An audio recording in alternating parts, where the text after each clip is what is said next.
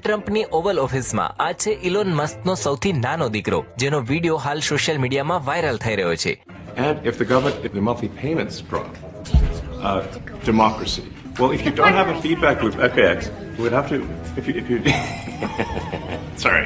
માત્ર આટલું જ નહીં, કહેવામાં આવી રહ્યું છે કે આના કારણે જ ટ્રમ્પે હવે ઓવલ ઓફિસમાં 145 વર્ષ જૂનું ટેબલ પણ બદલી નાખ્યું છે, જે વિશે Trump social media platform true પર પોસ્ટ કરી અને લખે છે, ચૂંટણી પછી રાષ્ટ્રપતિને 7માંથી એક ડેસ્ક પસંદ કરવાનો વિકલ્પ મળે છે. આ ડેસ્ક C&O, જે ખૂબ જ પ્રખ્યાત પણ છે અને તેનો ઉપયોગ રાષ્ટ્રપતિ જ્યોર્જ W. બુશે પણ કર્યો છે. તે હાલ અસ્થાયી રૂપે વ્હાઇટ હાઉસમાં રાખવામાં આવ્યું છે, કારણ કે રિઝોલ્યુટ ડેસ્કને સમારકામની જરૂર છે, જે જરૂરિયાતનું કામ છે.